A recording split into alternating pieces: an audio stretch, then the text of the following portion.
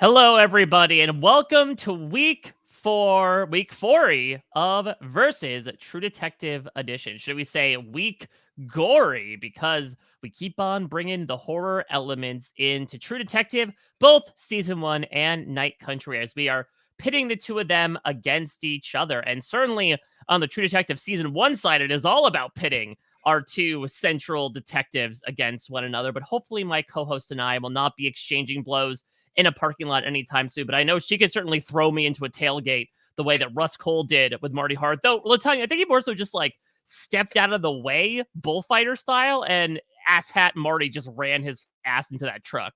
Oh, yeah. He really just moved to the side. Asshat Marty is a good name for him. Yeah, I think very much so. I think for the umpteenth time he comes back to his wife on his knees begging for her forgiveness, she should make him like surgically get an ass attached to his head, just as a reminder of how this man never learns. But do all men ever learn? Such is the thesis statement of both seasons of True Detective that we are comparing and contrasting, as really, I guess, the through line, LT, of these two seasons is in many ways the breaking up of families in very tragic styles. Yes. Just a lot of family trauma happening in these 3 episodes. I don't really know where to begin. It's all so dramatic, for lack of a better word. Dramatic and traumatic, certainly. Now, LaTonya did mention 3 episodes, and that is because for the second and last time, we are doing a bit of a double up. It is a 2-on-1, much like the way Navarro tried to face off with those random square-jawed yokels outside of the Lifehouse. So, we are going to be talking about, of course, the most recently aired episode 4 of True Detective Night Country. I gotta say, LT, I'm kind of missing the episode titles from True Detective Night Country, especially compared to like the senior year psychology bullshit in the titles that we get in True Detective season 1. That's my favorite thing about the season, I think, is the episode titles. Yeah, as we're also talking about The Secret Fate of All Life, which sounds like a self-help book you find as a paperback in the airport when you're looking for something to leaf through when your phone dies on your 12-hour flight, and Haunted Houses. So, LT, across the board, in both of these shows, we are past the halfway point and we're starting to look ahead to the end game. How are you sort of comparing the end game of these two? Because it does feel like we're taking climactic steps forward in very different ways. I'm going to take that as a Taylor Swift reference from you. Always, you know what? Sure. Tis the season. Tis the season of Taylor. Yeah, we're getting to the point where we're going to be finding out some substantial clues about who the killers are. I hope. I have some theories. So never let it be said that I come empty-handed. There we go. Yeah, it's an exciting time to be watching these two series. I'll say that. Yes, unlike Hank at a Christmas Eve gathering that he was not invited to, you are not walking in empty-handed whatsoever. You come with some SpongeBob toothpaste in tow. Well, let us flash back all the way to the year 2002. Because that's when we're going to spend the majority, surprisingly, of episodes 5 and 6 of True Detective Season 1. Let's start with True Detective Season 1, since we do have a double scoop to lick into before we take some licks into the action of True Detective Night Country. So just as a bit of a not-so-quick plot recap in this instance, because, again, very transitional set of episodes that we lumped together here. First, in episode 5, in 1995, Ginger brings Russ to DeWall Ledoux, Reggie's cousin and meth cooking partner. DeWall refuses to do business with Russ, but unwittingly leaves him and Marty to their meth lab hidden in the bayou. There, Marty apprehends Reggie Ledoux, who makes cryptic statements about Carcosa. Before Russ was able to question Reggie, Marty kills Reggie in a rage after discovering 2 kidnapped and abused children in the compound. DeWall tries to flee, but dies after triggering a homemade booby trap. Marty and Rust plant evidence to make it look as though an intense shootout had taken place, a scenario they report to a police investigation. They are hailed as heroes at the police station and in the press, and they receive commendations and promotions. By 2002, Marty and Maggie have reconciled and Rust is dating again. While Rust is consulting on a police interrogation, the prisoner asks for a plea bargain in exchange for information about Dora Lang's killer, who he claims is still at large and killing.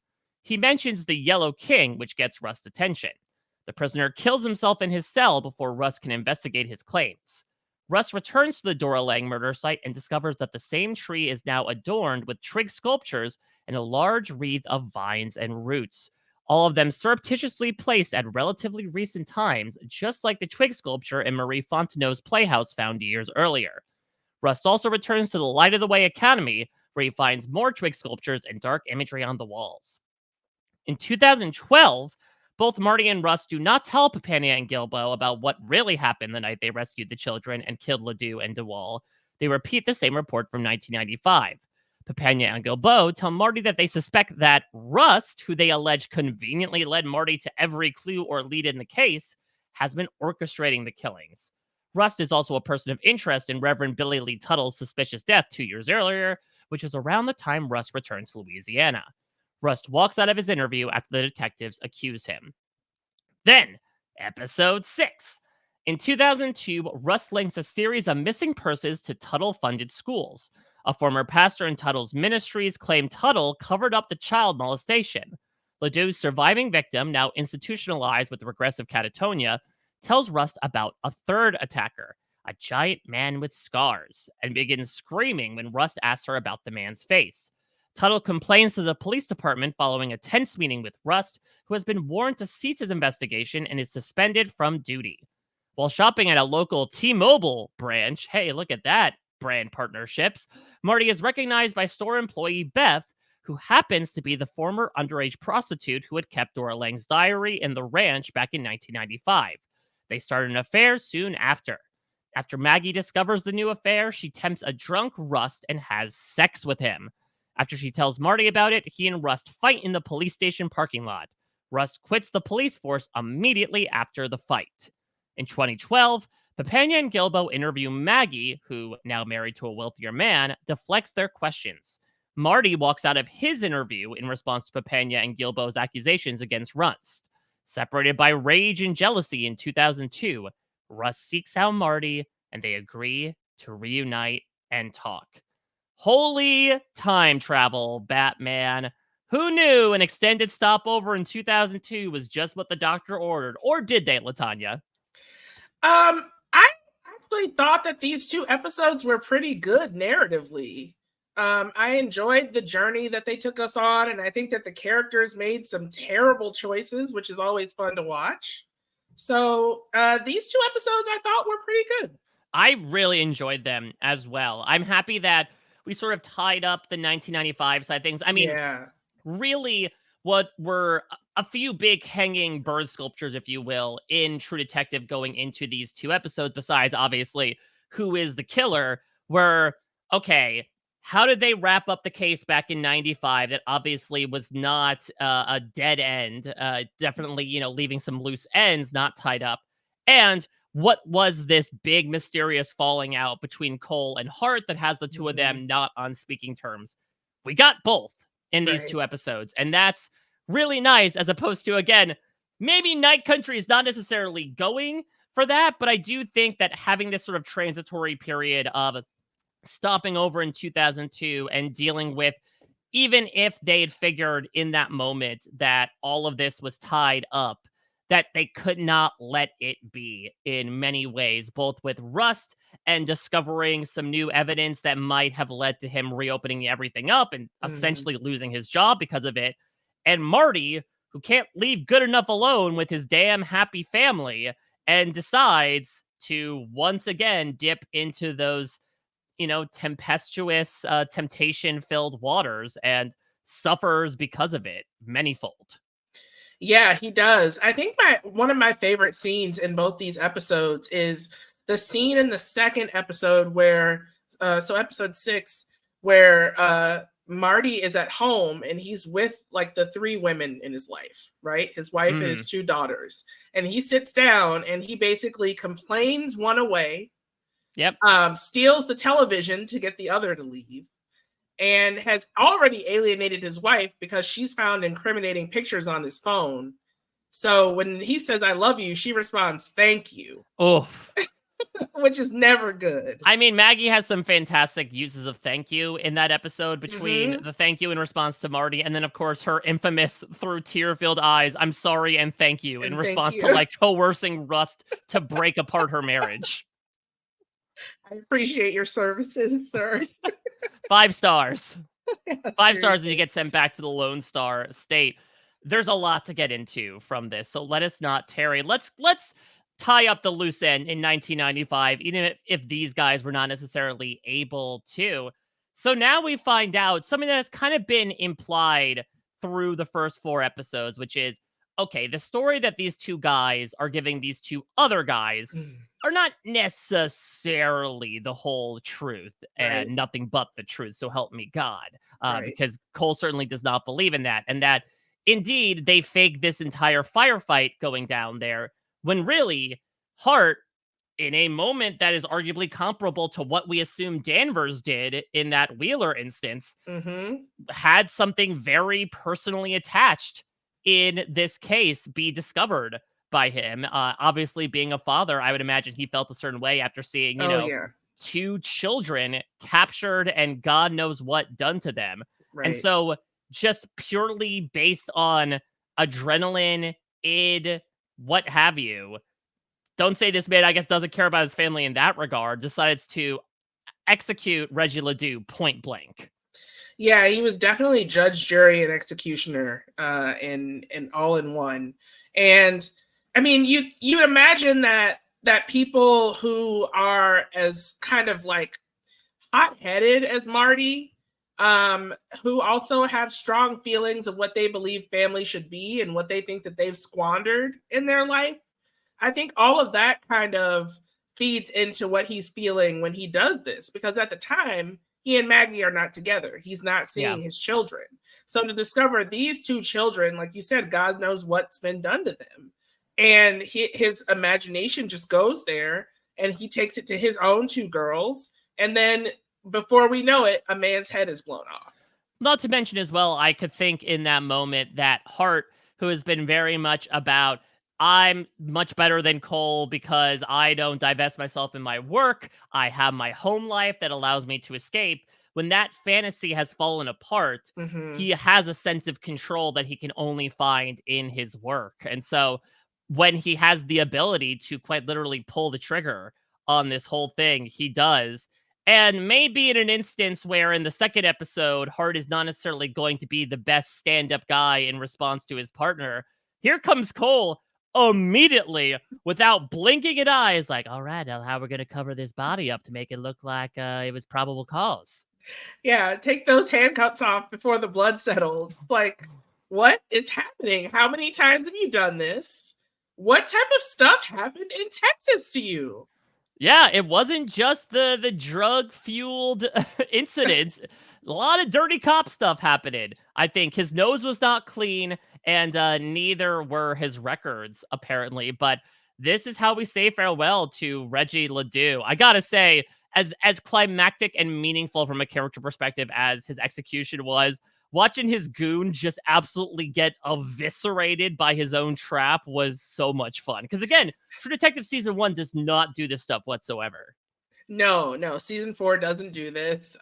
It is actually hilarious to see Russ shoot like what becomes a spray of a man. And for him to just go into commando mode like that, so like divorced from emotion, also says something about where these 2 men are in their own lives. Like, you know, I think when Hart shoots Reggie Ledoux, he's shooting a part of himself, the part of him that could have ever let go of his family. And I think with Cole, he's used to covering things up like that. He's a man like in as many layers as Josh from Succession. So yeah, he like immediately hops to. It is fantastic to see this stunt work, to see the head explode, and then to see, as you said, the body explode once it hits that mine is so cool. It's such good action work. I'm really excited about it. And think back to, I think it's the first episode when Cole goes over to have that first awkward dinner at the Hearts, and his daughter asks, like, do you have a gun? Do you use it? And Cole says he has, and Hart claims that he's never used his gun. If that's true, hell of a debutante ball, hell of a coming out party for that gun, Hart. Well, we know from Cole making fun of him that he's a hunter. So Yes. he's never used his gun in the line of duty, but he knows how to use a gun. Like that should never be in doubt about either of these two men. So now we flash forward. Hail the conquering heroes, but heroism and heroin can only get you so far in this world. And we see that much like an addict, Cole comes crawling back once this guy who is interrogating, and I'm so happy we got to see this guy be in his element a couple times in episodes 5 and 6 with I will say with aplomb, though certainly like the way he ends things with both interrogations leave a little bit to be desired from if I'm giving a bit of performance review. Yeah. You probably shouldn't tell someone that they should kill themselves. But that's like Cole as well, his nihilist perspective of like, I'm so happy I did my job. I got you to write this 40-page confession just to like lay it out there for you. You're probably not going to do well in jail. You're not so gonna do well we got what we wanted out of you. Your job is done. You're good. I'm going to give you a pink slip right now. You basically just need to sign it and say, take this job and shove it. Yeah. And also Marty, type up the notes. Yeah. Just fantastic. So speaking of Marty, he has been able to get Maggie to take him back. And it seems like he is settled into, again, this idyllic picket fence, 1.5 children lifestyle, except he finds once again, he is losing control. The mask is starting to wear away. His daughter is certainly now getting involved in her own escapade. She has reached a certain age, and we see that Marty has changed a bit from, firing that bullet into Reggie Ledoux. He has become, in my opinion, more of a violent man and more of an aggressive man. He seems more like a Cole type now to essentially metaphorically take the toolbox into these two boys' faces after he finds out that his daughter was fooling around with them. Yeah. He beats the crap out of these two guys. Who are like whimpering in a corner. Yeah, they are as pathetic as you could possibly be when you're a 19-year-old sleeping with a 15-year-old. And he still is just like, you either go to prison where I have people do this for me, or you can let me do it right now and you can go home. Isn't that better? Doesn't that sound great? And the fact that he thinks that this is a sound plan, it is very telling of where Marty is in his headspace. Yeah, this truly is the guy that's like, all right, I am the king of the castle now because I can reveal that I'm not just, the gracious hand. I can also hit you with that hand at the same time, which he does with his own daughter. Remember when she comes home and she says F you, he does hit her. He does hit her. Even outside of the infidelity, he says that infidelity was not the biggest sin he committed. It was inattention. And so I would think, obviously, this was the last straw for Maggie to the extent that she goes to. But I could even imagine from her perspective, she's kind of looking at him and she's like, you are certainly not the man even I was with 7 years ago. Right. You're not the man that I ever thought you were. You revealed yourself to me throughout like first 7 years of marriage. But now you are a completely different person that I did not sign up to be with. And I don't have to do this anymore. Only I don't know what it is. I'm sure it's wrapped up in Southern religion in some way. But you have to, she thought that she had to bring herself to the point of sleeping with the person that she knew would get under his skin the most, Cole. Yeah. We'll certainly get into that because especially the way that it's described by Pizzolatto in the after the episode featurette, I find incredibly interesting that maybe in the first few episodes, they were teasing like a little bit of a romantic dynamic, but at the end of the day, Russ Cole is just used as a weapon. He is the gun that's being pointed at the Reggie Ledoux that is Hart in this moment to execute That's very him point true. blank. Yeah, and I am of two minds about it. I know we'll talk about it. But I really do go back and forth between, well, this is justified because this is what she thought that she No, this had is True to Detective. Justified's on FX. Knew that was going to happen. And this is not justified because it's on FX. Because it's character assassination, essentially. Yeah. So let's talk about the Cole side of things. And LaTonya, we have finally reached it. Arguably the most famous thing to come out of True Detective. The infamous monologue, basically titled Time is a Flat Circle. Yes. Did this exercise in geometry and the space-time continuum hold up for you 10 years later? You know, I appreciate the writing. I really do. Like, I think that there are better explanations. This is a relatively simplistic explanation of the space-time continuum. So there are much better, more evolved explanations out there. But for Papania and Gilbo, they're like, what the hell is going on? They're not reading up on blown. string theory in 2002. Exactly.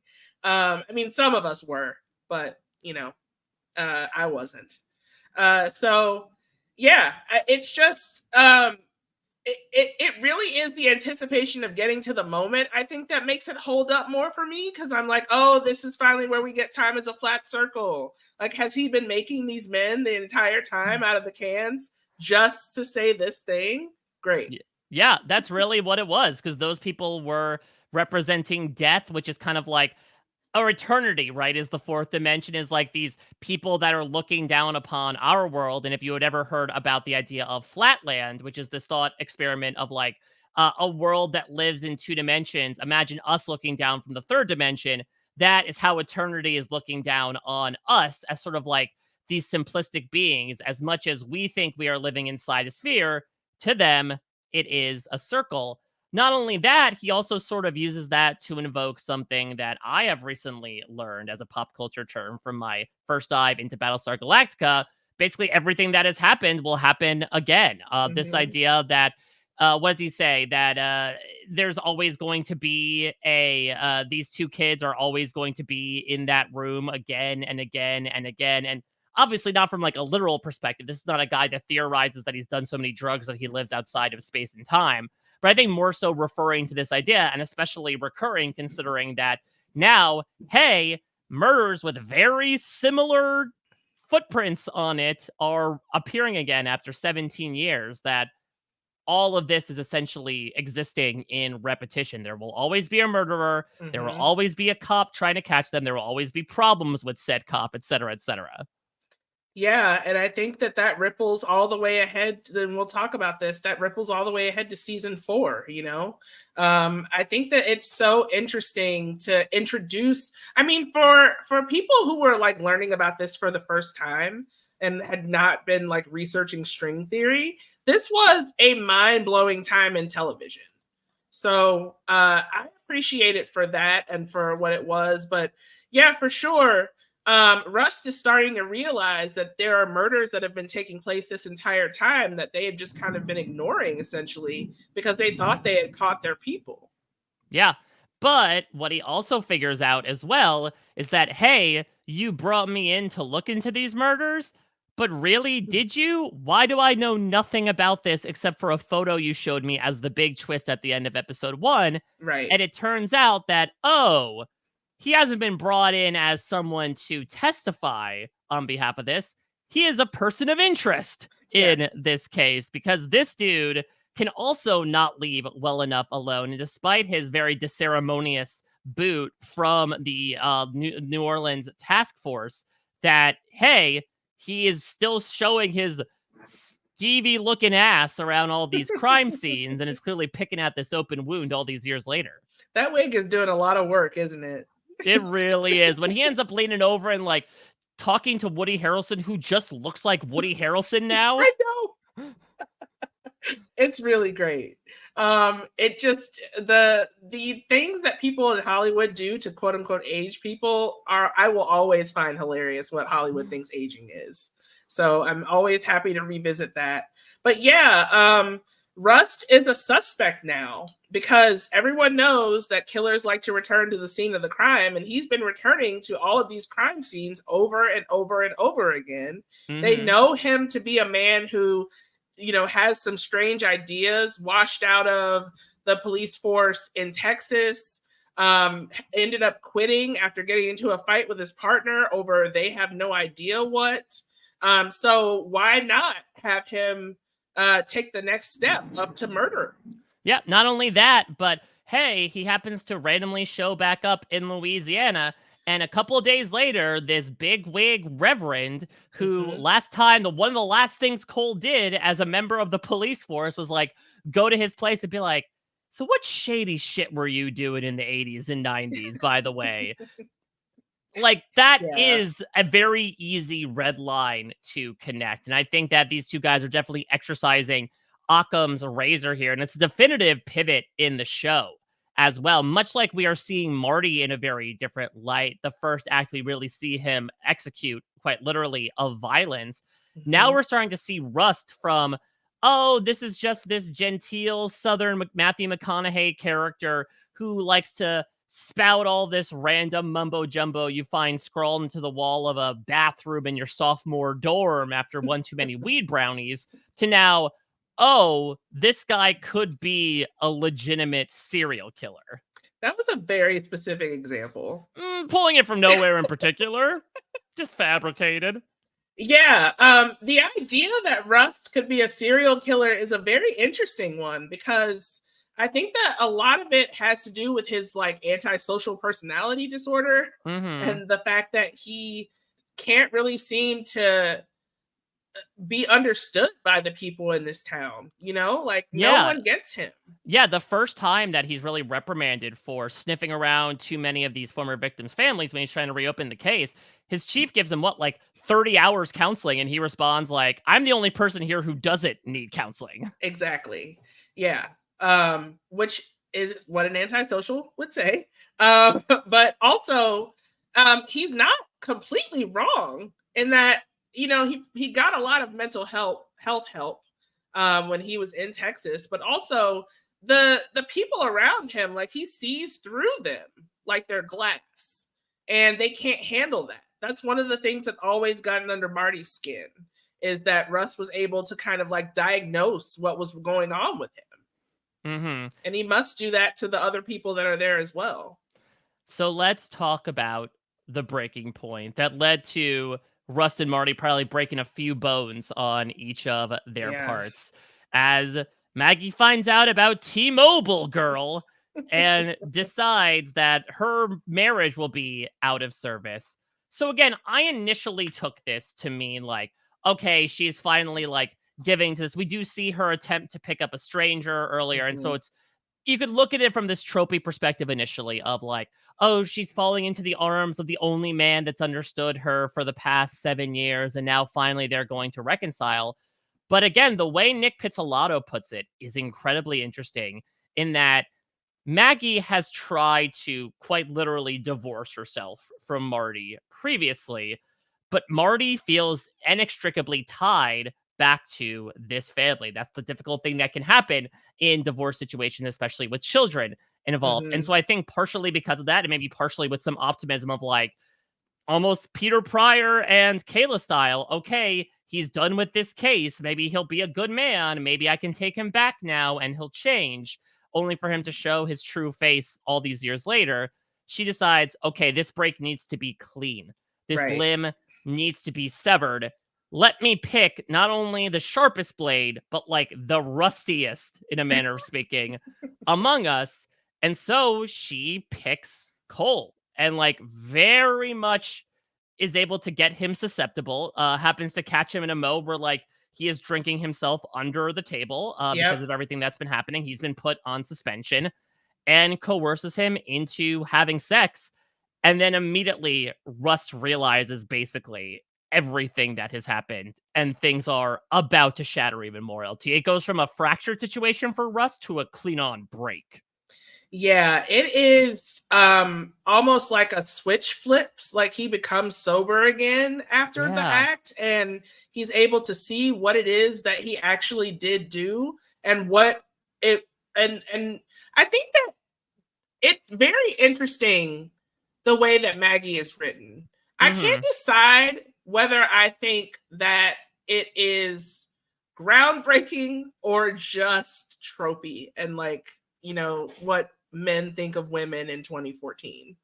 Because I wonder why the only way that Maggie thought that she would be able to get out of this marriage was by having sex with Rust. Like she had to actually do the act. Like I guess it has to do with how she knows Marty views women. But that's a really manipulative thing to do. And it's basically assassinating her character for the sake of her getting out of this marriage.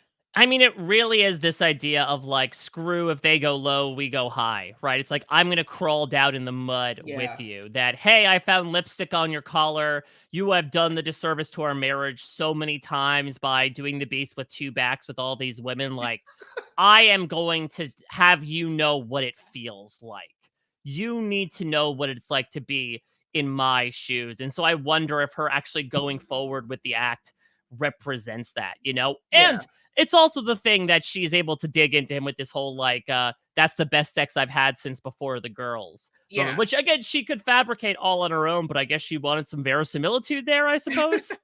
Yeah, that's the part of me that thinks that Maggie was awesome for doing this because she gets to have that line. I mean, this is a really good episode for Michelle Monaghan, who is a wonderful actress.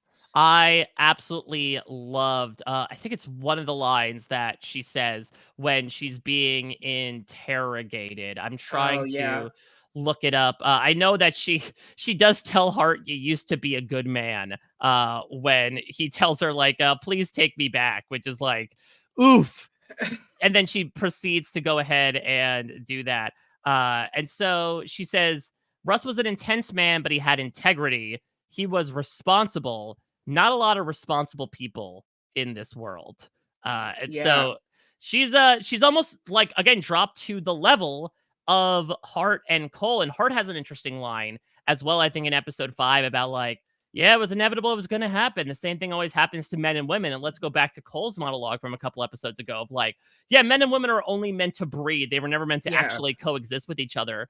All three of these characters in this quote unquote love triangle are now kind of operating within the same sphere of thought. Yeah, they definitely are. And it is wild to see what happens when the most emotionally intelligent of the bunch, who I think is Maggie, ultimately like gives in to like a baser desire to absolutely humiliate someone and to make sure that they feel the way that she felt for so many years. So, I mean, you have to like be a person who has like really hurt someone deeply in order to make them go to the extent of this, where it really is like chopping off a limb, because she knew that she was ruining not just her relationship with Marty, but also her relationship with Rust and Rust and Marty's relationship as well. Yeah, she essentially blew things up as much as that lackey of Ledoux, where yes, she was able to seemingly escape, and it seems like she's doing okay. She's remarried. It seems like we don't hear any tragedies befall these two girls, so it seems like things are okay. But as a result, she really had to blow a lot of stuff up to like clear the way to build something new. And I did actually tag the big line that I loved, which is in 2012, where she says, in a former life, I used to exhaust myself navigating cruel men who thought they were clever. I love that line. That's a really good one. And she's giving it as a warning to Papina and Gilbo. She's like, I don't need to answer any of your questions. Like, you have nothing on me, and I don't need to tell you anything about my life or anything that's happened in it. Not to show my hand too much, but when we get to the MVPs and LVPs, there are plenty of people to give out LVPs to, but like, I don't know. The leader of my clubhouse right now might be those two guys, Papena and Gilbo, because also in episode 6, they interrogate 3 people and all of them walk out on them. And they don't get any information about it because they decide, like, all right, I've got him on the line. Time to rule it in with our big theory. And they're like, no. This doesn't taste appetizing anymore. I'm letting go of this hook. They sit there for hours and just let Russ drink. They bring him the alcohol. You can't do that with a suspect. What are you doing? And that's another really interesting thing that I didn't even realize because, spoiler alert, I haven't been in that many interrogation situations. But Nic Pizzolatto points out that one of the reasons why Rust immediately asked for alcohol is not only to carve little figures out of aluminum cans for his big speech, but because if he's drinking, then that makes his entire testimony inadmissible. It sure does. So even if they caught him in something, there is no actual way they could like truly corner him unless they decide to get low like him and maybe try some more nefarious deeds. Maybe they all should have started drinking, and then it would have been a party and everyone can just have plausible deniability. Well, what you do is I think you get like non-alcoholic beer, right? And you pour the non-alcoholic beer in the alcoholic beer cans. And so when they're like, oh, I was drunk, you can't get me admitting the murders. It's like, well, actually, you were drinking O'Doul's, my friend. It was a placebo effect. Yeah, you foiled them again, Mike. Much like those foil cans. I'm really excited with where this finishes. So yeah, we're sort of a bit done with the major time hopping. A lot of this is going to now be spent in 2012. Unfortunately for Matthew McConaughey's sake, considering he has to now sit in that makeup chair for hours on end and now is wearing a skunk on his head forevermore. But that last scene is so tense. And look, we're not dealing with any sort of like prequel Mace Windu stuff now. We are done with the past. We now know, okay, if these characters are moving forward in 2012, that doesn't necessarily mean that both characters need to survive from here on out. There's no 2024 interrogation that they're both giving that we know they survive until. Exactly. And we see Marty with a gun, at the end of all this. We know that he is packing and like ready because maybe his old partner is the killer. He doesn't know anything about this man or what he's been doing in the intervening however many years since they've last seen each other. Yeah. Anything else about these two episodes on the whole before we move on to the Night Country where apparently we all are now? I will just say that there was a Lewis Hertham sighting in this in the second episode. You all might know him as Dolores' father from Westworld. Oh yeah, Peter Abernathy. Yeah, he was the parent of one of the missing children. I thought that was him. Yeah, the first one that Cole goes to talk to, right? The one that spoke about the one who talks about like his wife dreaming of the child on being underwater. And calling to her. Yeah, he was always so haunting in the limited time. He's really good at delivering those like forlorn, distant monologues where he kind of just stares off into the middle distance. Yeah, he's so good at that. Like I didn't know him like the first time around watching this. I know him because of Westworld. And that's kind of like where he popularized that. But I thought, and then I saw this and I was like, oh, he's doing it. Oh. That's his career at this point. That's his thing. That's what he's hired to do. Yeah, good for him. All right, well, let's move into the Night Country, LT. Merry Christmas! The jolliest time of year. I'm surprised. I really thought that this was all going to end on Christmas, that we get like 24 style, but we are really truncating the time frame of Night Country, which really makes up for the fact that, I'll be honest, LT, I'm kind of looking at this and I'm like, how do we have 2 episodes left? There's so much stuff we need to get through right now. We need several things to happen. We need to see the flashback of the shooting of I can't remember his name, of Wheeler. Thank you. We need to see the flashback to the time that Navarro spent in the military. We need to see what happened to Danvers' family. We need to know where that freaking polar bear came from and why it only has one eye. And also, did Navarro communicate with Danvers' son from the dead?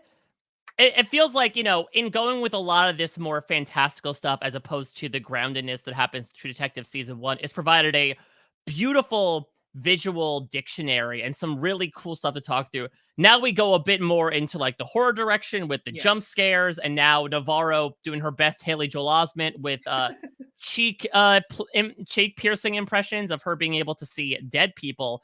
But it sort of comes at the cost now of like, yeah, but now there's a lot more weird shit to explain. There's so much weird shit happening, Mike, and I have theories, and I'm excited to talk about this. And it's interesting because season 1, we've kind of been hanging our hats since the very beginning of like, okay, these two guys are just men behaving badly. Cole to a lesser extent, but like, these are still two guys that are not necessarily looked on as role models. This has to be far and away the worst episode for Liz Danvers yet, right? Yeah. Liz spends the first part of this episode telling everyone she hates them. Mm-hmm. Then she shows up at the house of the man that the teacher she'd been sleeping with, who is married and has children, which is great. You always love to see it when someone is married and has kids and is having an affair. Yeah, it's like when you rebuild something after someone steps on it, and then that person comes back with like size 16 shoes and is like, hey, I was just in the neighborhood. Anyone want to stomp in the vicinity? Yeah. Then she does at least manage to get it so that Leah doesn't get arrested for, defacing the skating rink with the word murderers. Which is just funny. It's just a goof. Leave her alone. It's Christmas Eve. She kicks her out of the house. Yep. Tells her to go to Pryor's, which she does, on Christmas Eve. And then she just decides to get rip-roaring drunk and make her way driving through the town to go and have sex with her boss.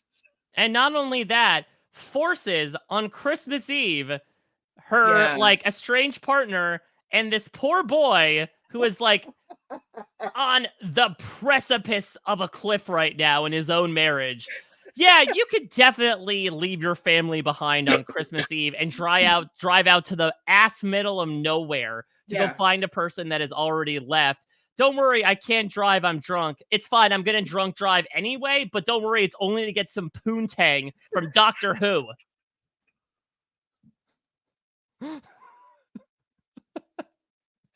I'm physically not okay enough to laugh that much. Poontang from Doctor Who. You can call it poontang if you do. Put it on a shirt. And then, she just talks about how no one goes anywhere after they die to a Navarro whose sister has just killed herself. Yep, decides to follow it up with that. Does comfort Navarro at least a little bit, but keeps committing this cardinal sin that is the result of all of these faux pas that happen over this terrible 24-hour period, which is no matter what day or time of day, because it's always night outside, it's always about the case. Everyone needs to drop everything they're doing at any point in time and work on this case right now, right then. Yes, drive out to those caves, because I've been watching this Annie Blair Witch video nonstop, even in my moments of strife, and this is where we need to go right now. It's tough. Like, I'm speaking out of my ass because I am not a police officer. I personally feel in some instances it's okay.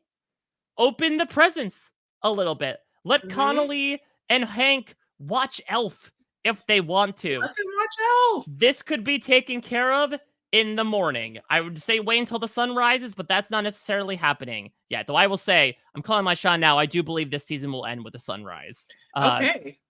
I think 2 episodes. All right. I think we'll have like our last day of night. And then maybe take care of that. And granted, again, to your point, we wouldn't have a TV show if people were not making bad decisions. But for Liz, it really did seem to be one bad decision after another, just really compounding in a 24-hour period. It was impressive to see someone screw up that much in such a short amount of time. Like, I think if there were Olympic medals given out for it, she would definitely at least get the silver. because Navarro is there as Yeah, well. that's true. Though again, I feel like more and more she's becoming kind of like the straight person in this Yeah. relationship, which is interesting because we think that, and maybe that is a bit like the Cole and Hart thing, where Mm. of the two, Hart seemed the more meat and potatoes guy, whereas Cole was like the funky, freakadelic food that you have on the side that you're not entirely sure about. Those roles kind of switch as Cole's worldview becomes more normal to us, and Marty shows himself to be a much more complicated character. Hmm. Here, Liz Danvers is the meat and potatoes grizzled veteran, and even though Navarro is not the freshman, she's the one that is more spiritually connected and is more so our POV character into a lot of freaky deaky shit that is happening. But by that, she's kind of has become an audience analog as well, as we find out more about Danvers' exploits in the past, present, and future. Yeah.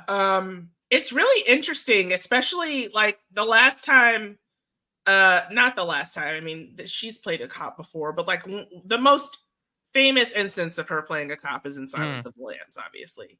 And she was very much the straight person there, right? And it's interesting to see her get so silly on screen. Like the scene between her and Christopher Eccleston when when they're in his hotel room and she's like stripping and taking off her socks and twirling them is so funny. It's so funny. Like I can't believe that she hasn't done more comedy, Jodie Yeah. Foster. She really is in that boat of like someone that almost in a John Hamm way of like someone that is known for Yeah, strictly sober roles who can be very silly. So exactly. maybe if this is something that is really bringing her back to our screens, I don't know if she's picking and choosing her roles a bit more, especially now with her more directorial, aspirations Mhm. happening. But I would love to see Jodie Foster do more comedy personally. I would love it so much. She's fantastic in this, and it's just great to see her um, in this role that like takes Danvers through so many different personality changes. Like she's Mm, gruff, right? Then she sees Navarro's sister, and she's like, "Okay, baby, just like let's get in the car, let's put a coat on," you know. yeah. And she's like very attentive and just sweet, you know. And then she's calling Pryor and telling him to put out an APB on Christmas Eve, you know, things like that. Like we see the full emotional gamut run for Danvers in this episode, and it's just really a feat of acting to see. So let's talk about the other side of our coin here in our main two characters. And let's talk about Navarro also having a very bad 24-hour period, but in a very different way. Yeah. I'm really trying to settle my thoughts about this whole Julia thing. Like, Yeah. it's not a nothing burger, but it's not like a delicious double-decker sandwich either. I feel like actually it is one of the more scant storylines. And I'm both surprised yet also like, I don't know, kind of fine with them quite literally killing off this storyline in episode 4. Just because, A, I think it puts Navarro in a very interesting place. We hear her Yeah. really espouse to Danvers, like, oh, I'm next, almost in a very horror movie like way. Yes. It's come for all of them, it'll come for me. But also, again, maybe it's just because the character of Julia, like, appeared in so many drips and drabs that I felt like I could never really get a good handle on who she was and what she represented. The writing for this character was definitely muddled. There was only like a surface level there. I think she was supposed to be kind of the person for Navarro, other than Kavik, that Navarro had to take care of, be representative of their mother. And she accomplished that, and now that storyline is over. I watched this on the screeners, so Mhm. I didn't see the warning beforehand Yes. until the second time I watched. So I had no idea this was coming, and I think that made it way more effective. Although I do understand why trigger warnings are attached to things. Yeah, and I think I will say this before, and I said it again. Like, I don't think it's that bad. I don't think we were necessarily like clutching our armrests, being like, "Okay, when does the suicide happen?" I mean, I knew it was inevitable at some point. I am really happy that we got some glimpse of Julia's POV because I was trying to remember if we had seen it in the first couple of episodes. I know the orange is obviously like a recurring object that has appeared, but here we see like the actual, what appears to be the body of their late mother that Julia sees, Yes. and assumingly what has been kind of the apparition that has been haunting her this entire time that has her finally decide, okay, that will be the last time. Those damn oranges. The Godfather is haunting the Navarros. Maybe they were just saying the spirits were like, are you hungry? You might get scurvy. You need some vitamin C. That's exactly what it was. You It keep was hanging for around scurvy. that boat. Yeah, seriously. I thought that was like a really chilling, haunting moment, though, like straight out of Japanese horror. It was really, really cool to watch. You would have thought you were watching a still from The Ring or something. And are we talking about like when she finds her mother? Her mother under the bed, yeah. Because I would also say the suicide itself, I found really beautiful. Whether it was the music underneath, which was a reprise of the main theme, or the fact that it's a different song. Oh, is actually. it? I thought for some reason it was the same song to Billie Eilish. No, sang. it's a song I believe called "Everybody Dies." Oh, well, true to the title, I guess, or at least someone died here. But what I find really interesting is that, again, for a show that I feel like is maybe slow feeding us not enough about this larger mystery to the Salal scientists, to the point that, like, again, our only real connection besides this guy Otis Heiss disappeared was not in this episode. I did enjoy that when we see Julia do what she does, it appears that she folds up her clothes in a neat way, similar to the way they found the clothes of the scientists as well, which, despite the veterinarian saying that these men possibly died of cardiac arrest and did not die of freezing, could indicate that, again, maybe similar to Julia, there was some sort of sight or vision that was being had by these men that caused them to go about things in a very orderly manner. Yeah, I wonder whether the sights and visions are something that are actually happening for everyone, or if it's just something that runs in the Navarro family. Because, one of the theories that I have, because of a Reddit thread, of course, is that Navarro is actually the killer. Because and it all links back to this Inupiat goddess named Sedna, who is the goddess of the underworld and the oceans. And there are several parallels from that goddess to Navarro. This is a theory that was posted by someone with Rust in the title. Of their Reddit name, but it's all about how Sedna was the ruler of the underworld, is generally known to be a vengeful goddess who is worshipped by hunters. And the season kind of opens with the caribou running off after the hunter had kind of like tried to hunt them. When Navarro is first introduced, we see her kind of like entering a place where they're saying we're not getting as much from the oceans as we used to, right? There's lots of other parallels, but the working theory is essentially that Navarro has schizophrenia or some type of disorder and may have a dual personality. Bit of a Moon Knight DID situation. Exactly. Moon Knight DID. Sounds like an old McDonald reprise or something like that. Yeah, that's interesting, because I wouldn't say that Night Country's handling of mental illness has been like indelicate, but it hasn't really been embraced whatsoever. Right. Like, outside of the throwaway line that Rose has of like, do not conflate seeing the dead with mental illness, it really feels like they haven't been dealing with that in a way. If that does end up being the outcome, I feel like they're going to have to bring me a long distance to like feel satisfied with that, of like, oh, but there's actually another personality, unless that's when they would feel indelicate. That's when it would feel like borderline offensive to be like, oh, by the way, she's also a little kooky and she has another personality that killed the men and she doesn't know it. I would be completely let down if this theory is true. Yeah. I'm just saying that it's an interesting theory that's out there and has some evidence to support it. You can look it up by the keywords of Navarro and Sedna if you want to look it up on Reddit.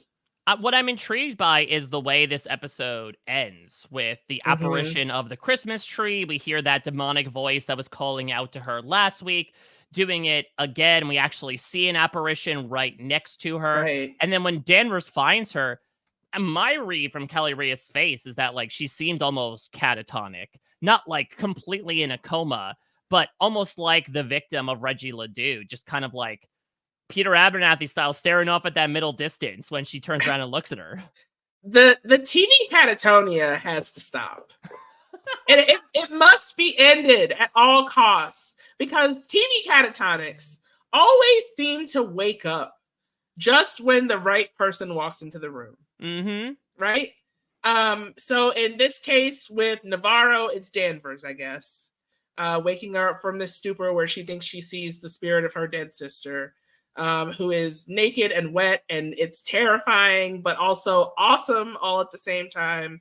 I just honestly think the last 20 minutes of this episode are really, really good. I agree. I think that's when it felt really propulsive. Maybe it's just because the case itself felt like it was stalling out while we were watching these other characters kind of self-destruct. But honestly, once the two characters kind of got their shit together and we're like, all right, let's get back to the case. And we felt like we were making some headway on it. We now have this guy, Otis Heiss, that is probably going to be someone we're going to try to unravel, though he's probably pretty unraveled himself over the course of the next episode. It felt like some progress was finally being made.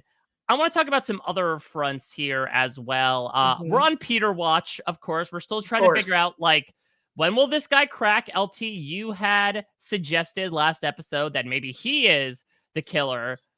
Is the needle moving either direction for you after seeing his not so great Christmas? I mean, it would only lead him toward more murder, I think. He does not, as you say, have a great Christmas. And, you know, the sentence, you just say that you wish that you had not had the baby, comes out. It's like, whoa, what? This is where you want to take it? Talk about some character assassination. Yeah. But other than that, they don't really move the needle one way or the other on whether or not he's involved in this story this week. Although I do believe that the killer will not be someone that we just meet in the last couple episodes. Has Otis Heiss like just snuck in under the wire? Do you think he's still a suspect, or is he still too new for you? I think he's too new. And not to mention, I think given what happened to his eyes, it'd be very clean work on his part if it was able to make that work happen with all those people. Yeah. I still would like to know how they died. Like, that would be great. Hopefully we'll find out. Maybe they'll get someone other than a vet in, finally, now that it's Christmas, to have some actual forensics to fly in. Yeah, I'm trying to figure out what we're doing here with Pryor. Because if he's not the killer, we're just finding out an awful lot about just, like, his shitty life. A very sad boy. Yeah, exactly. Who, like, is essentially in this kind of toxic relationship with his boss, who is way too demanding of him and of nobody else, basically, and it comes to the detriment of his home. And then he ends up pulling this argument out of nowhere of like, well, you didn't want a kid anyway, which is kind of weird. Because I guess, I don't know, was he like trying to play 3D chess of like, well, you're going to argue that if you were going to be busy all the time, you shouldn't have had a kid. But I'm going to remind you that you didn't want the kid anyway. You didn't want the kid anyway. Yeah. I'm trying to catch you 5 moves ahead right now, Kayla. Exactly. So now, Kayla, admit that you don't want your child who is sleeping in the next room. Exactly. Like, what are you doing, sir? No. Also, This is a Wendy's. Stop it. Also, the Hank side of things. It's not sympathy, LT. No. It's just pity, right? Yeah. That clearly so this man has been fleeced.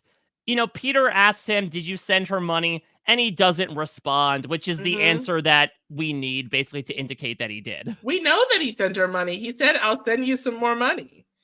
Who do you think paid for the ticket? I'm certain that she didn't do it. Yeah. So he should be requesting a refund right now, is what he should be on the phone. I don't understand why he's not on top of it. They're never going to let him have a refund otherwise. No, but like watching him pick up the rose petals from that sad bed that is dressed exactly like you think like a man. Yep.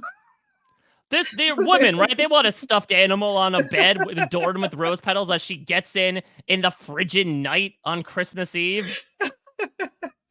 Surely she wants the one bottle of sparkling rosé in the fridge to welcome her into her new inhospitable tundra of a home. With a name that I can't even pronounce.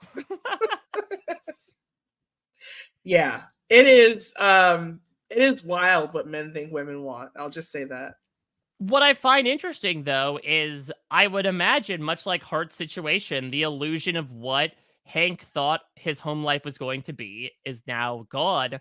Is he also going to invest himself more in the casework? And if that's the case, how detrimental will that be to the actual case at hand, considering that, like, this dude does not seem like an actual good cop? No, he's a terrible cop. He hid the files in his home. Like, why would you do that? Yeah, he was trying to let that woman out of the drunk tank because she was making too much noise. And because she blew him sometimes. Like. Yeah, that's very true as well. Don't forget about that. I love how Danvers knows that also. Well, I think Danvers, listen, it takes one to know one, in manner of speaking. Danvers being the town snowmobile. I love it. I love Jodie Foster just coming in and like commanding that power in every scene that she has. It's so good. It's fantastic. And it's something we haven't seen from her before. All right. Any other overall thoughts about Night Country, LT, before we finally move into the reason for the seasons and compare and contrast these two? Final theory. Rose did it. All right. Let's talk about Rose because she's only in one scene, but it is a hell of a scene. Hell of a look for Fiona Shaw. Yeah. As well as she's dressed up with literally nowhere to go when Navarro greets her on her little like stopover to a bunch of different sites on Christmas Eve. Good for her though. Like honestly, I was thinking like you're killing it at life right now. You are a single woman of a certain age. You have cooked all of this food. You're just gonna hang out and smoke some weed probably and drink some champagne and eat all of your delicious food on Christmas Eve. Congratulations. Now, the question is she expecting dinner with Travis? Did she set out a whole spread for her ghostly ex-lover to appear on Christmas Eve? I mean, I wouldn't be surprised if he showed up. I'll just put it that way. Not in this town. This guy just kind of comes and goes as he pleases. He does. And I feel like Rose is the perfect partner to have for this because on the one hand, you could be incredibly frustrated of like, we need a standing date. I have a life. But Rose doesn't really have one, right? She purposely ran away to Alaska. She was working in the upper crust of higher ed and then decided that like all she was doing was bullshit. And so like, let me just run away and live this lonely existence. So yeah, she has nowhere to go. She can just hang out until you come to her. Yeah, for sure. Ran away from academia, just committing murders now in Alaska. Yeah, so was there any sort of leading evidence that has you believe that she is the murderer, or is it just vibes from Rose? It's a combination of vibes and the fact that she discovered the bodies. Because how cool would it be to discover your own bodies? Right, you know? That is a bit Rust style of, right, showing up to the scene of your own crimes of like, oh, look what this really great killer did. Admire the awesome handiwork of them. Surely there is a genius amongst us, but not in the vicinity. Don't worry. Yeah. That, and I think the killer is a woman. I think that makes sense given the series. It feels like it has to be it. It has to be it. I think the killer has to be a woman. Though again, if it's just more so like this mother godly spirit that is possessing people, that could technically be true, even if she is inhabiting a bunch of men. Yeah, I mean, I think that. Listen, another cool thing about Sedna is that she did not want to marry any of the people that were offered to her in the underworld, so she married a dog. Like she thought that a dog was better than men. Relatable. I think there are a lot of people nowadays that would agree with Sedna. And I think Kavik's last name means like dog or something like that. Oh, interesting. Yeah. Well, let's move into some of these dogs from these couple of episodes as we begin to compare and contrast season 1 and season 4. We start, as we always do, with our gruesome twosome, our two lead detectives, kind of opposite paths for Yeah. these two, almost in mirror of how the season began. Here we finally see the breakup of Rust and Marty, even though they do have a fun moment of teamwork at the Ledoux place. And then over in Night Country, again, these two characters stay separate for the most part, but to your point, the last 20 minutes, they really put their heads together and charge forward into those dredges. Who are you dredging up as your point this week? This one is really difficult. Yeah. I think that because they both just really have those last 20 minutes together. So it's like, which of the last 20 minutes did I enjoy more? I guess I'll go ahead and give it to season 4, because I think that individually, before they came together, they had so much story between them. Like, I mean, we didn't even talk about the fact that Callie Reese got the crap beat out of her. Yeah, she decides once she finds out that her sister's dead and just kind of walked out on her own, she decides to take out her aggression on this one shud that she's been kind of antagonizing this entire time. And it turns out that, oh yeah, he has backup. Yeah, he's got all these people with him, and they all beat the crap out of a woman on Christmas Eve. Festive. I think I'm going to give it to season 4 as well, because listen, if I'm giving it to season 1 in the first episode because like, oh, they're actually working together, then I feel like I have to do it for season 4 as well. Even though, again, I really did like the partnering up and the, silent eye contact the two made at each other as they infiltrated the Ledoux place. I feel like we're finally starting to see that Danvers-Navarro dynamic like truly wake up in the Night Country, and that makes me excited for what's to come. And I think also the moment of Danvers comforting her after Navarro, I should say, after everything with Julia, in her Danvers cold but still warm way. Yeah. I think was really nice for the two of them. It was a really good moment. And the fact that, Navarro is about to drive off and Danvers just has to show one thing and they're just kind of like back together again. They really are like the odd couple. All right, well, let's move on to the killer. Now, how ubiquitous are we going with this category this week? Like, does the work of Reggie Ledoux count as the killer in season 1? Are we more so referring to like all these other things that have popped up in season 1? In season 4, is it the apparitions? Is Julia a work of the killer? Like, how are we defining this here? I don't think Julia is the work of the killer in season 4. I think that her own demons got her, and I think that they're separate from what's not separate, but like it's not the same as what's going on with all the other supernatural stuff that we're seeing, which I swear will be explained in the next 2 episodes. For season 1, I think that we do have to include Reggie Ledoux because he did kill a child. Yeah, he technically is a killer, and so I think by proxy, I have to give it to him here because he did maybe one of the darkest things we have seen in both of these seasons so far. Yeah, it's horrifying what he did to those children, and oh my gosh, I would have to give it to season 1 as well. And also getting to see like Ledoux after just getting a vision of him in that gas mask at the end of episode 3. We finally now get to see him for that brief portion of time and just the oddities that are coming out of his mouth as he like recognizes Cole, or so he claims. I saw you in my dream, he says. Yes, and he's the one that invokes time as a flat circle to him. He does. Yeah, he's the one that plants that seed. So we can all thank Reggie Ledoux. As do we with everything in our lives. So yeah, Reggie Ledoux gets it this time. The location, for me, I really compare it between the 2 or maybe even 3 landmarks. Season 4, I think it's the dredges where the climax takes place. Or you could even argue like the boat where we've been before, but serves as like another climax of the episode. Season 1, for me, it's the Ledoux place, but it's also the return to the tree, the Dora Lang tree. And just that that wreath. And even inside the school as well, like Cole actually going through the abandoned school, finding this classroom that's just this craft room, this abandoned art class full of just all of these ravings that confirm to him that this killer is still at large. I think I talked myself into giving it to season 1.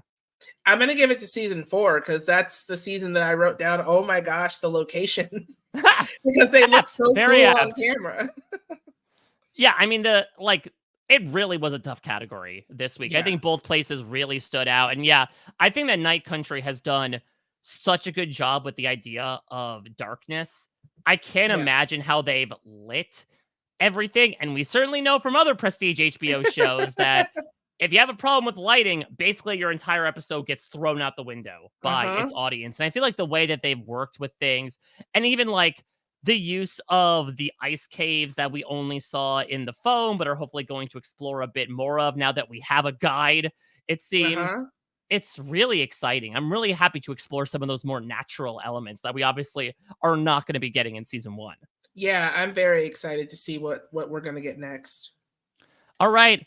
The red herrings. Now, again, I have to say, like, is it NA for season 4? And I guess, is Otis Heiss a red herring? I think he is. Okay. So we have Otis Heiss versus Reggie Ledoux, and arguably the Rust Cole theory as well. Yeah. I mean, I think it has to go to season 1, right? Yeah, I think so. I think everything to do with Reggie is big in so many ways. And then add on top of that, like, not even a cherry, an entire other ass dessert on top of the sundae of, oh yeah, by the way, one of our 2 main characters might have also done it. Like, that is arguably the biggest red herring that's existed in the show so far. Oh, for sure. Yeah, for sure. The music, I feel like this is another slam dunk. Season 4 continues to crush it.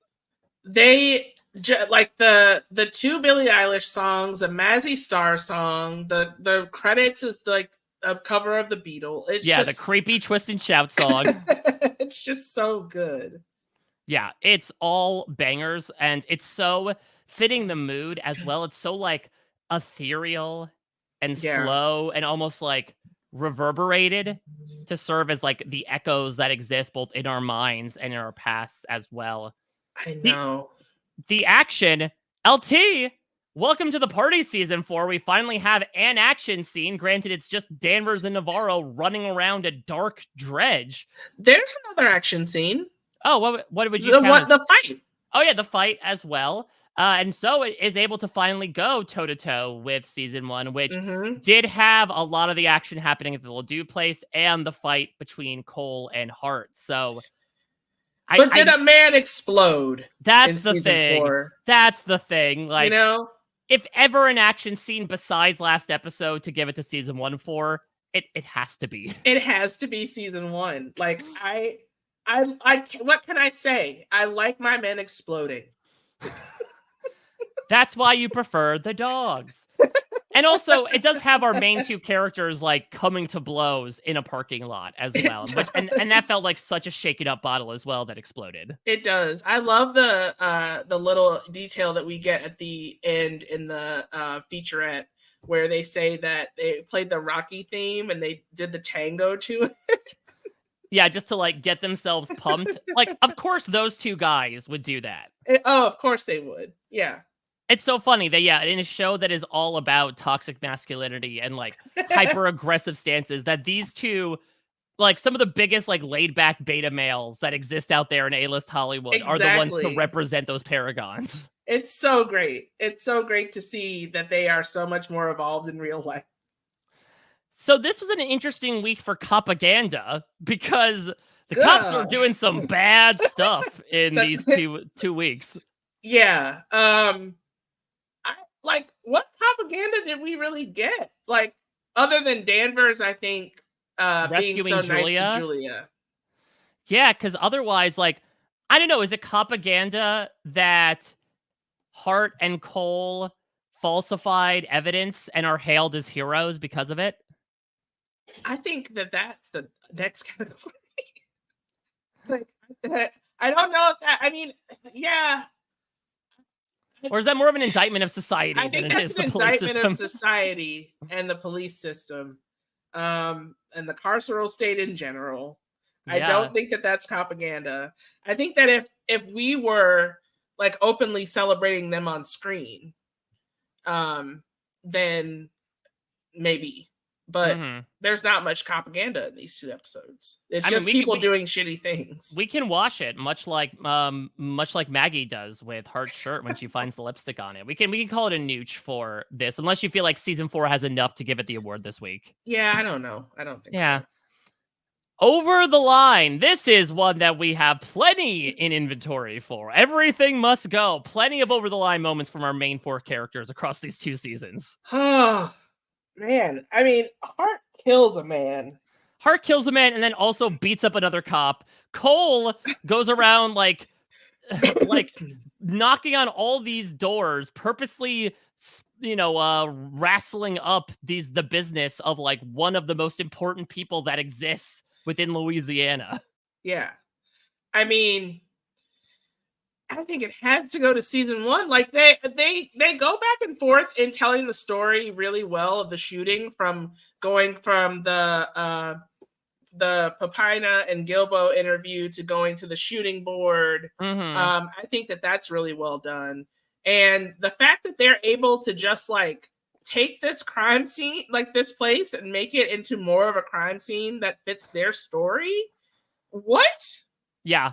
Like and not only that, like they lie under oath. We see them sitting in a room full of suits and ties, giving this testimony, swearing that everything happened without blinking an eye. Like these 2 show how far they go down to. Plus, we finally find out some of like Cole's interrogation tactics as well, telling this poor, obviously not mentally well, bereaved mother that she should go the way of Julia is a bit of an over the line moment from Cole as well, to say the least. It's very over the line. There are so many over the line moments that we have no choice but to mark it 0. How about the insults and banter going on between these 2/3 episodes? Yeah. Again, they don't really get together, either of the 2 cop couples. Yeah. Until the last 20 minutes of the couples, until the last 20 minutes of the episode. So I don't know. I think that the scene between Danvers and Navarro is so impactful for me that I might give it to season 4. Yeah, it's tough. I'm trying to figure out like does Maggie give season 1 extra credit, right? Because Maggie has a lot of good banter between. Maggie's great. In a former life, I used to exhaust myself navigating cruel men who thought they were clever. Like all the insults she has for Hart, both behind his back and to his face. But if you classify it as only these 2 guys, Hart and Cole hurled fists at each other, but not insults. So I'm not sure how to categorize it. Yeah. I mean, there's not much banter going back and forth between either of the 2. Yeah. So we could wash this one out, or we could give it in one direction. I'm going to give it to season 4 just because of the actual dialogue that happens between the 2 characters. All right. I will give some kudos to Maggie here and split it to make it, give her some credit as like an unwilling member of this triangle, that she's involved in the banter as well. Finally, the gore. I mean, season 1 blows up a person. Yeah.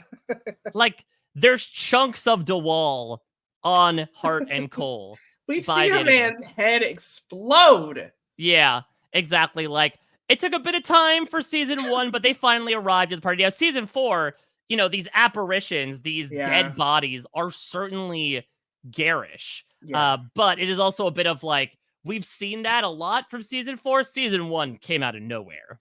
I mean, Navarro got the crap kicked out of her, and that was pretty gory to watch. I think, the implied Foley of Kavik like resetting her finger definitely was the thing that made my skin crawl the most. Yeah.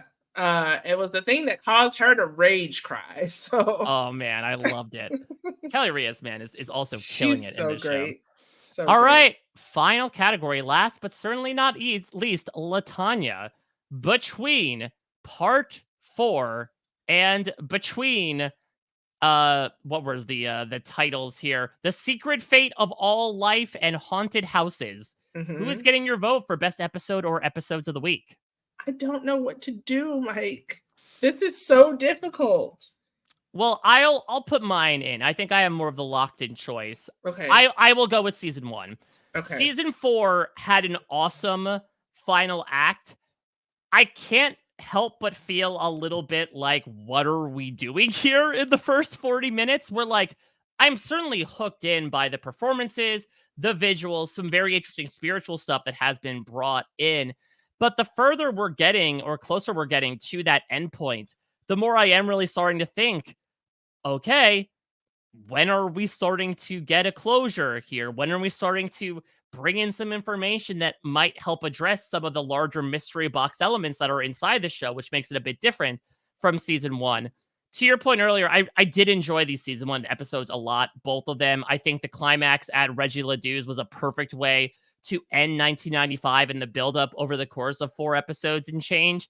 And then the transitory period in 2002, I really liked as well. This sort of like epilogue that also served as a bit of a prologue of these guys thought they were able to ride happily ever after into the sunset, but inevitably things came crawling back and it dragged them out and it beat them down. I thought it was a really nice 1-2 punch, for lack of a better term. And so I'm going to give it to season 1 here again. That was very persuasive. I think Call me Rustin Cole. I think I'm going to agree, actually. And give it to season 1 for, I think, the first time. There we go. So I believe we have, let's see, 6.5 points for season 1. And we have, let's see, I believe season 4 is only going to have 3 points. So for the first time, season 1 is going to win the week. So far, we had a tie going into this week, and season 4 was leading because they had won week 1. Then we tied in weeks 2 and 3. Week 4, it is tied again with season 1 racking up a solo win. Will that continue? Season 1 no longer has the numerical advantage. We are now going 1 for 1 from here on out. We are matching up episode 5 of True Detective Night Country with the penultimate episode of True Detective season 1. How you feeling right now, LT? We're in the end game. We are in the end game now. I am feeling pretty anxious to find out what happens. I would like to know who the murderer is for season 4. I am looking forward to what we uncover and unravel in season 1 and rewatching that again. I'm feeling pretty good. How are you feeling? I mean, I'm feeling good as well. Season 4, I'll admit, I was starting to fall a bit off when we were going through this interminable Christmas Eve, and it felt like, okay, there's some interesting character stuff going on, but there's some stuff that we need to address. The ending feels like more of a step in the right direction from that, like, satisfaction perspective. I'm still enjoying the characters, but I think now that we're in the back half, I'm starting to really think about, okay, why are these characters existing? What purpose are they serving? Maybe it's just that the ending for Julia. But I do have confidence in the show to stick the landing. And I'm really excited to move forward with season 1 as well, because season 1 has also phase shifted.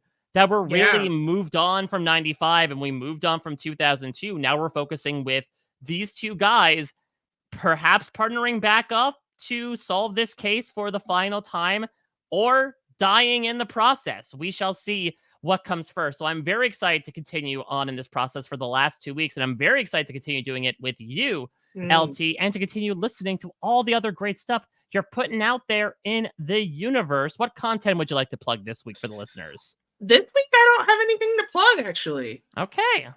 Yeah, it's been a slow week. It's fine. You know what?